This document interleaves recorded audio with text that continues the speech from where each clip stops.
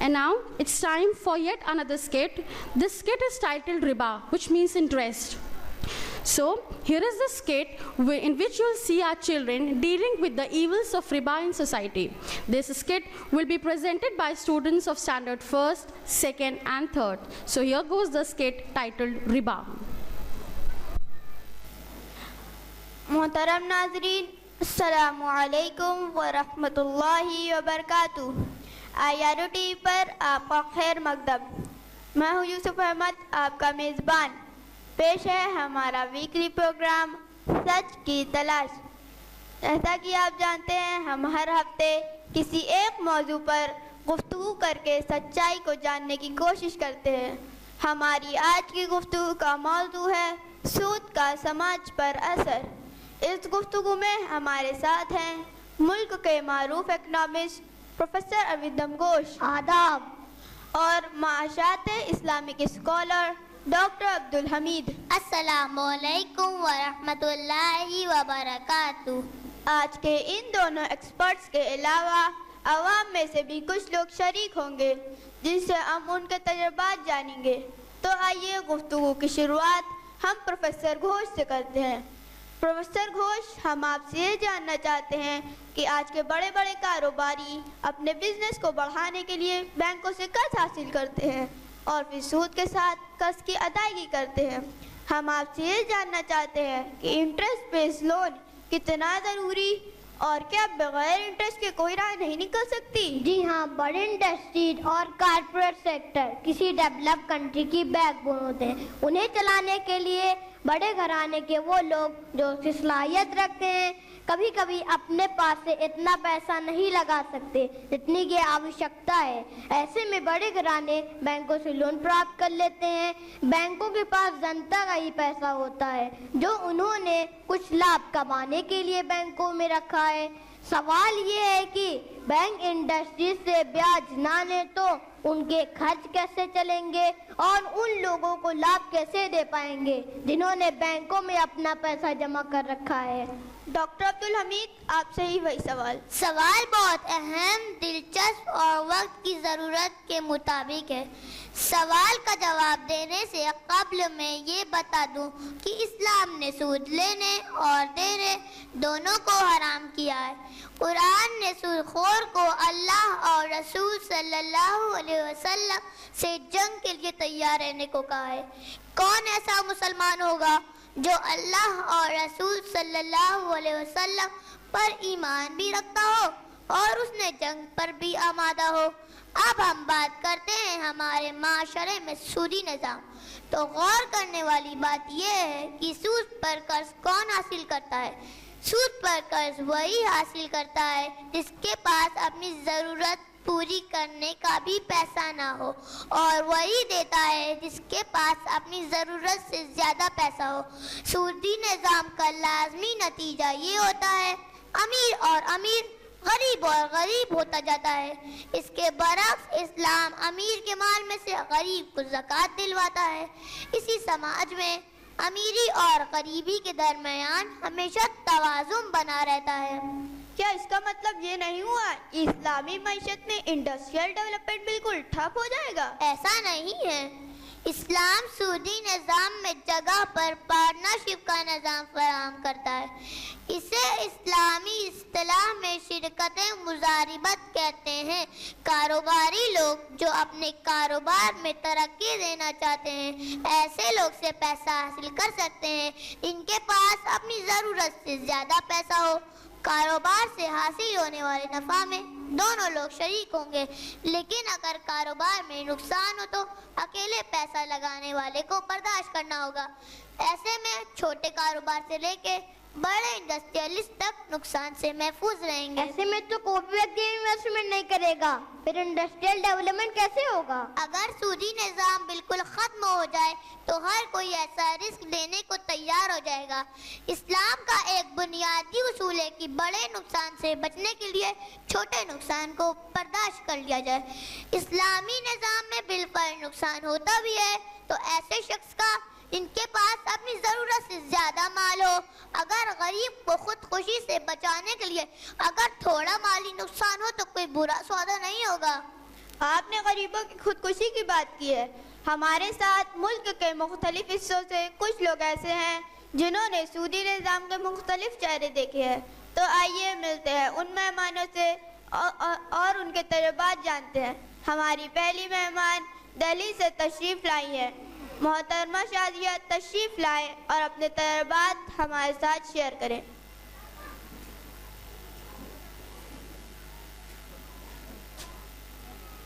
السلام علیکم ورحمۃ اللہ وبرکاتہ. وعلیکم السلام ورحمۃ اللہ وبرکاتہ. شازیہ صاحبہ، آپ کے والد صاحب نے لون لیا تھا، اس کا کیا نتیجہ رہا؟ میرے والد صاحب کی چاندی چوک میں کپڑے کی دکان ہے. میرے والدین 2 بھائی اور ہم 3 بہنیں خوش خرم زندگی گزار رہے تھے. 3 سال پہلے والد صاحب نے کسی کے کہنے پر بینک سے لون لیا تاکہ کاروبار کو اور ترقی دے سکے، لیکن تقدیر میں تو کچھ اور ہی لکھا تھا. شروع کے 6 مہینے تو بہت اچھے سے گزرے. ایسا لگا ہم بھی بڑے لوگوں میں شامل ہو گئے. 6 مہینے بعد والد صاحب کچھ فکر مند سے رہنے لگے. پہلے جب گھر آتے تو سب سے بڑی خوشی سے بات کرتے، اسکول اور پڑھائی کے بارے میں پوچھتے، ہماری فرمائشیں بھی ضرورت کے مطابق پوری کرتے. لیکن اب جب گھر آتے ہیں تو اکثر خاموش رہتے ہیں. اگر کوئی ان سے بات کرنا چاہے تو جھڑک دیتے ہیں اور بات پر غصہ کرتے ہیں. ان کے مزاج میں ایسی تبدیلی کیوں آئی؟ دراصل جیسا سوچ کر والد صاحب نے بینک سے لون لیا تھا ویسا اضافہ نہیں ہوا. لون کی قسط ادا کرنے سے دکان تقریباً خالی ہو چکی ہے. جب دکان میں مال ہی نہ ہو تو قسط کی ادائیگی اور گھر کے اخراجات کیسے پورے ہوں گے؟ اسی فکر میں والد صاحب کے مزاج میں یہ تبدیلی آئی. آپ کے والدہ کے ساتھ والد صاحب کے برتاؤ میں کیا تبدیلی آئی؟ دراصل بچپن سے 2.5 سال تک میں نے اپنے والدین کو کبھی تکرار کرتے ہوئے نہیں دیکھا. اب تقریباً روزانہ جھگڑا ہوتا ہے. شازیہ طیبہ، آپ کی داستان سے ہی محسوس ہوتا ہے کہ سود کی لعنت سے جنت نشاگر جہنم میں تبدیل جاتا ہے. تشریف لانے کے لیے شکریہ. شکریہ. ہماری اگلی مہمان حیدرآباد سے تشریف لائی ہیں. آئیے نازنین صاحبہ سے ان کی کہانی سنتے ہیں. نازنین صاحبہ تشریف لائیں اور اپنے تجربات سے ہمیں روشناس کرائیں.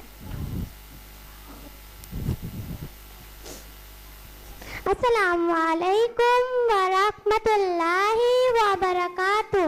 وعلیکم السلام ورحمۃ اللہ وبرکاتہ.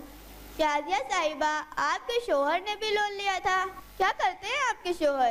صاحب، ہماری کہانی بہت دکھ بھری ہے. میرے شوہر ٹیکسی ڈرائیور ہیں.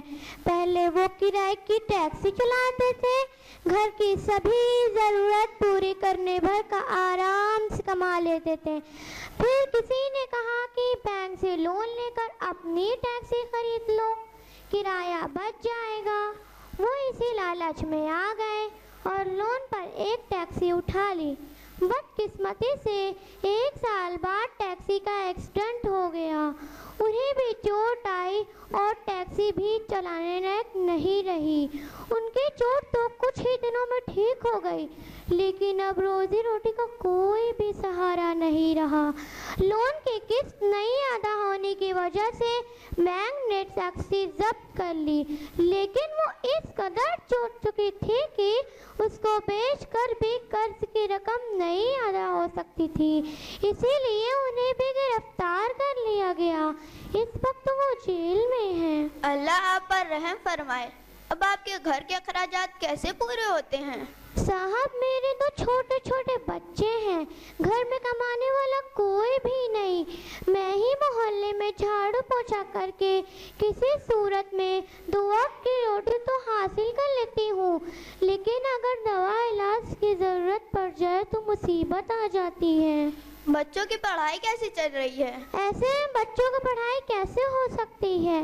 میں نے بچوں کا اسکول چھڑوا دیا ہے. اللہ. تشریف لانے کے لیے شکریہ. آمین. سود کی لعنت اسی طرح اگر تباہ کرتی ہے.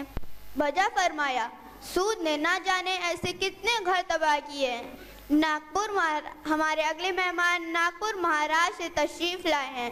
میں بلانا چاہتا ہوں شری چندر پرکاش کو۔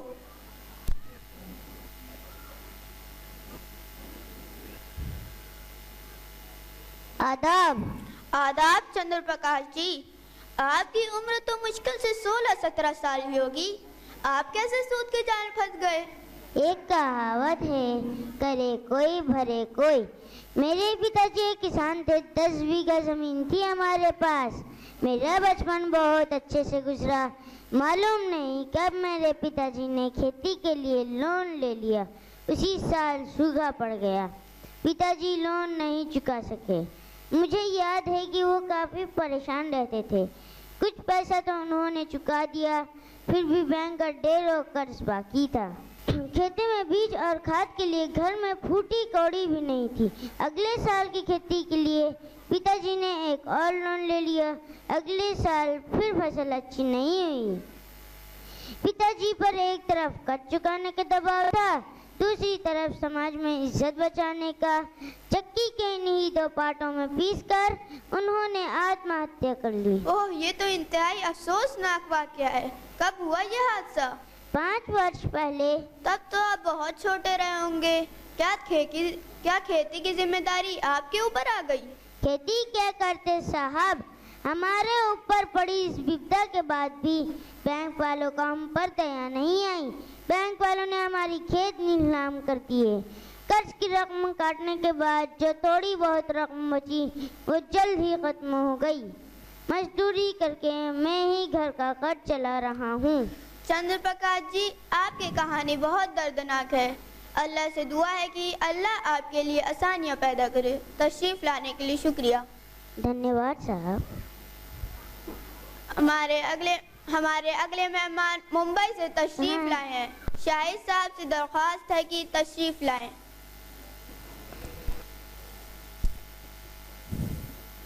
السلام علیکم ورحمۃ اللہ وبرکاتہ۔ وعلیکم السلام ورحمۃ اللہ وبرکاتہ۔ شاہد صاحب، میں نے سنا ہے کہ آپ کے ممبئی بہت بڑا کاروبار ہے۔ آپ نے اپنے کاروبار کی شروعات ایک چھوٹے پیمانے سے کی تھی، کیا آپ نے بھی بینک سے لون لیا تھا؟ الحمدللہ، سب تعریفیں اللہ کے لیے جس نے مجھے ایک معمولی دکاندار سے بڑا کاروباری بنایا۔ مزید اس کا شکریہ ہے کہ اس نے مجھے سود کی لعنت سے محفوظ رکھا۔ جس وقت میری چھوٹی سی دکان تھی تو لوگوں نے کہا کہ بینک سے لون لے کر کاروبار بڑھا لو۔ کچھ وقت کی تو میں بھی لالچ میں آ گیا، لیکن اللہ نے میری رہنمائی کی اور میرے بڑے بھائی کے ذریعے مجھے یہ پتہ چلا کہ اسلام میں سود لینا اور دینا دونوں ہی حرام۔ اس لیے میں نے بینک سے لون لینے کا ارادہ چھوڑ دیا اور ایمانداری سے اپنے کاروبار میں محنت کرتا رہا۔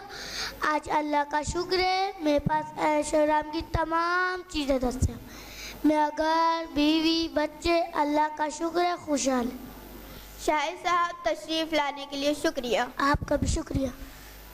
ڈاکٹر عبدالحمید، ہم نے دیکھا کہ جو لوگ سودی نظام میں ملوث ہوئے ان پر طرح طرح کی مصائب آئے، جبکہ شاہد صاحب سودی نظام میں ملوث ہوئے بغیر ترقی کی راہ پر گامزن ہو رہے۔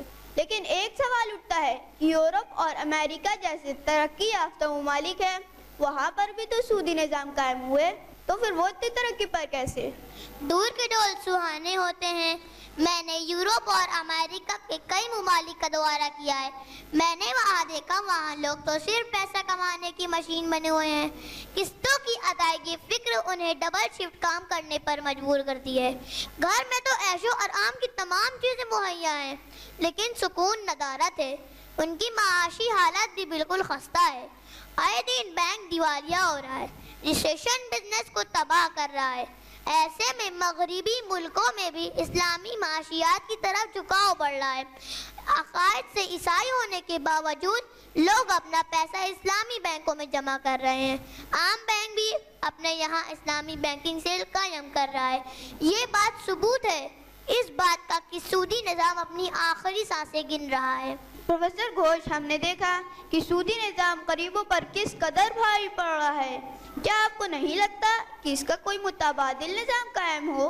یہ صحیح ہے کہ انٹرسٹ بیسڈ اکنامی میں غریبوں کا نقصان ہوتا ہے، لیکن ہمارے پاس اس کا کوئی سبسٹیٹیوٹ بھی تو نہیں ہے۔ یہ صحیح ہے کہ آج پاشچات دیشوں میں اسلامک بینکنگ کی طرف لوگوں کو جھکاؤ بڑھ رہا ہے، اور یہ سوابھاوک بھی ہے، کیونکہ اسلامک بینکنگ میں نہ تو صرف یہ کہ غریبوں کو نقصان نہیں ہوتا بلکہ امیروں کو فائدہ ہی ہوتا ہے۔ ہماری مجبوری یہ ہے کہ ہمارے دیش میں اسلامک بینکنگ ہے ہی نہیں۔ یہی تو ٹریجڈی ہے کہ ہمارے سرکار صحیح وقت پر صحیح فیصلہ لینے پہ ہمیشہ کوتاہی کرتی ہے۔ اب سے کچھ سال پہلے ایک اسلامی تنظیم نے ایک پورا پروجیکٹ بنا کے سرکار کو پیش کیا، لیکن سرکار نے ابھی تک اسلامی بینک چلانے کی اجازت نہیں دی۔ اس کے علاوہ کئی ملٹی نیشنل بینک سے اسلامی بینکنگ سے قائم کرنے کے لیے بھی اپلائی کر رکھا ہے، اس پر بھی سرکار کچھ فیصلہ نہیں لے پا رہی ہے۔ ناظرین، ہم نے دیکھا کہ سود ایک لعنت ہے جس سے نہ جانے ایسے کتنے گھر تباہ ہو رہے ہیں۔ اس کے لیے جبکہ اسلامی بینکنگ کے ذریعے سماج میں پیدا ہونے والے مصائب سے بچ سکتے ہیں۔ اس کے لیے ضرورت ہے کہ عوام خود بھی بیدار ہو، سود سے دور رہیں، اور سرکار کو ملک اور عوام کے لیے اسلامک بینکنگ کو نافذ کرنے کی ضرورت ہے۔ اسی کے ساتھ ہمارے پروگرام کا وقت اب ختم ہو رہا ہے۔ میں اپنے ان دونوں ایکسپرٹس پروفیسر ارودھم گھوش اور ڈاکٹر عبدالحمید کا شکریہ ادا کرنا چاہتا ہوں۔ شکریہ۔ اور میں ان مہمانوں کا بھی شکریہ ادا کرنا چاہتا ہوں جنہوں نے دور دور سے آ کر اپنے تجربات ہمارے ساتھ شیئر کرے۔ اسی کے ساتھ ہمارے پروگرام کا وقت اب ختم ہوتا ہے۔ انشاءاللہ اگلے ہفتے پھر ملاقات ہوگی۔ السلام علیکم ورحمۃ اللہ وبرکاتہ۔ دھنیہ واد۔ Jazakumullah khaira, children. So you just saw our little children brought to light the big problems that arise in an interest-based economy. And alhamdulillah, our children not just posed the problem, but they also provided the solution to it. And solution lies with Islam, alhamdulillah. So this proves that Islam is a deen, a complete way of life.